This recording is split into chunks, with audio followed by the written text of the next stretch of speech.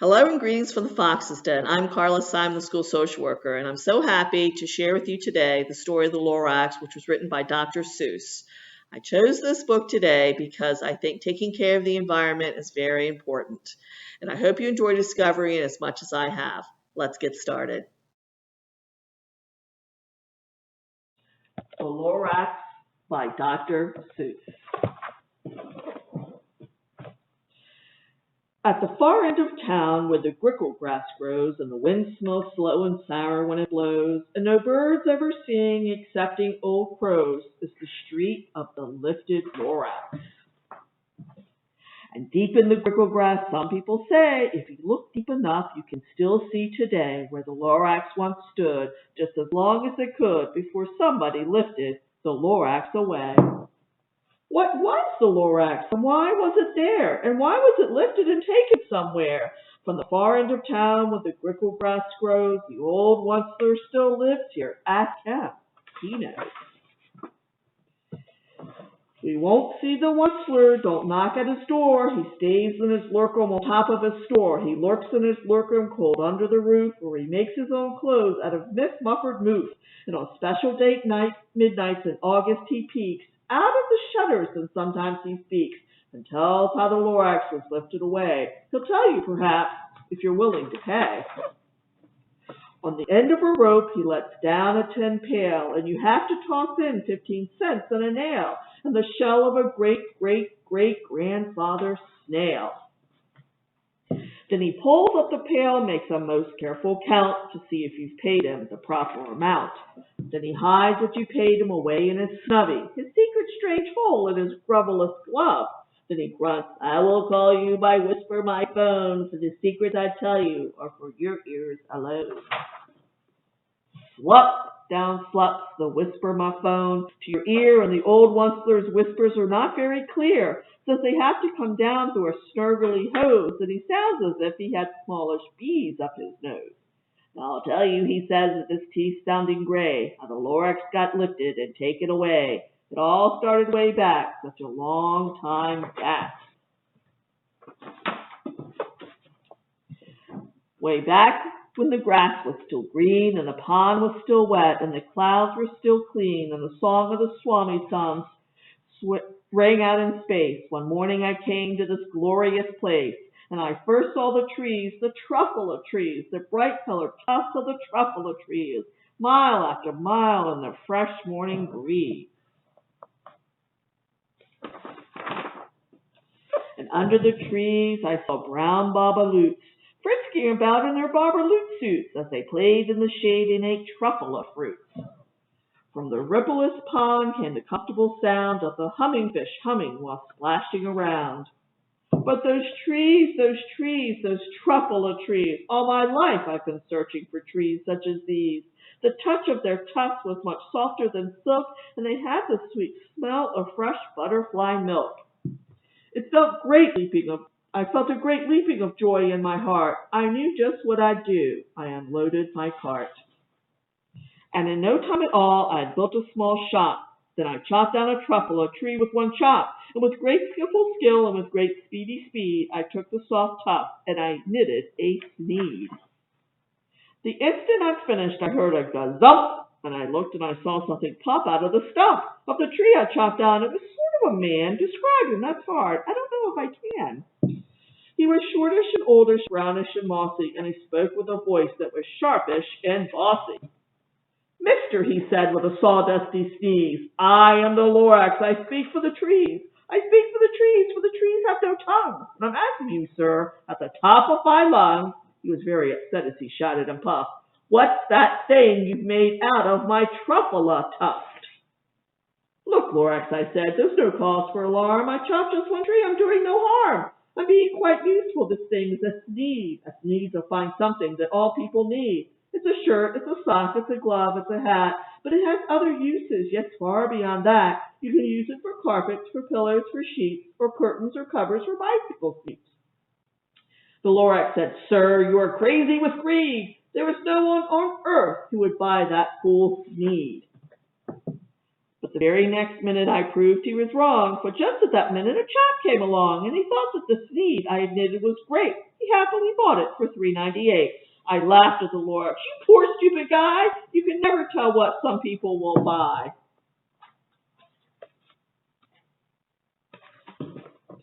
I repeat, cried the Lorax, I speak for the trees. I'm busy, I told him. Shut up, if you please. I rushed across the room, and in no time at all, I built a radio fund, and I put in a quick call. I called to my brothers and uncles and aunts, and I said, listen here, here's a wonderful chance for the whole Onceler family to get mighty rich. Get over here fast. Take the road to North Nitch. Turn left at Weehawken, sharp right at South Stitch.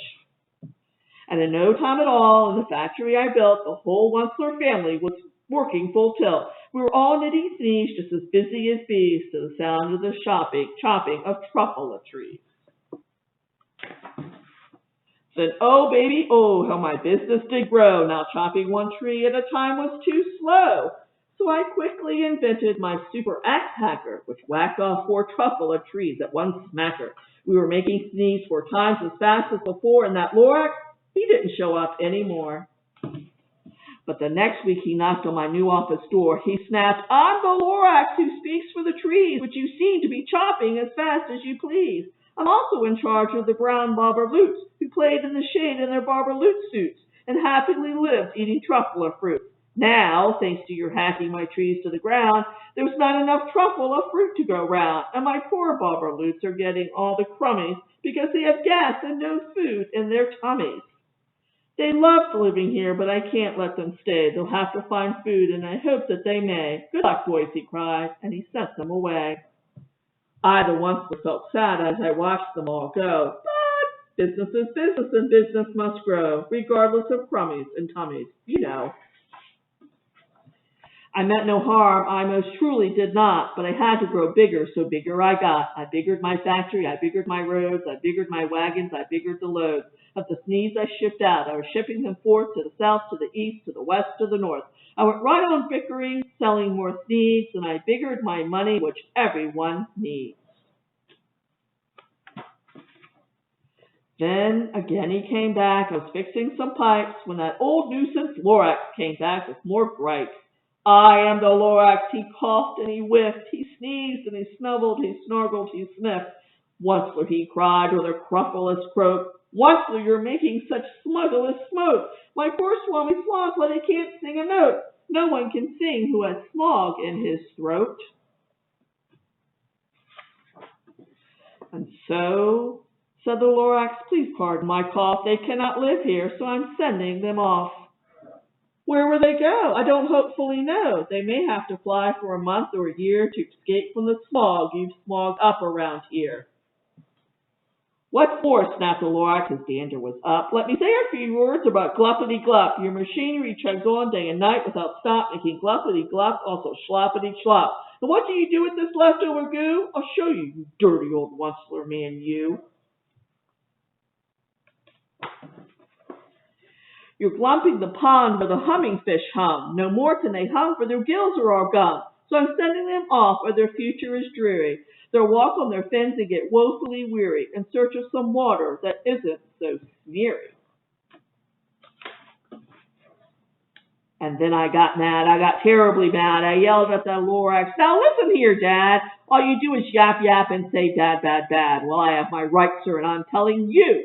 I intend to go on doing just what I do. And for your information, you Lorax, I'm figuring on biggering and biggering and biggering and biggering, turning more truffle trees into sneeze, which everyone needs. And at that very moment, we heard a loud whack. From outside in the fields came a sickening smack of an axe on a tree. Then we heard the tree fall, the very last truffle tree of them all. No more trees, no more seeds, no more work to be done. So in no time, my uncles and aunts, everyone, all waved me goodbye. They jumped into my cars and drove away under the smog-smuggered stars. Now all that was left neath the bad-smelling sky was my big empty factory, the Lorax, and I.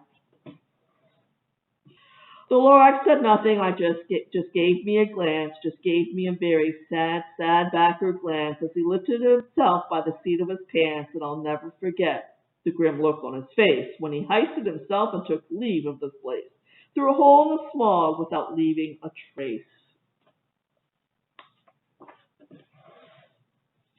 all that the Lorax left here in this mess was a small pile of rocks with one word, unless. Whatever that meant, well, I just couldn't guess. That was long, long ago, but each day since that day, I've sat here and worried away. Through the years when my buildings have fallen apart, I've worried about it with all of my heart. But now, says the Onceler, now that you're here, the word of the Lorax seems perfectly clear. Unless someone like you cares a whole awful lot, nothing is going to get better. It's not.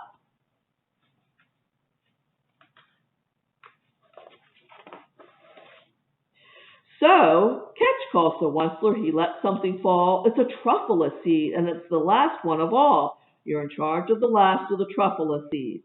Plant a new truffula, treat it with care, give it clean water, and feed it fresh air. Grow a forest, protect it from axes that hack. Then the Lorax and all of his friends may come back. The end.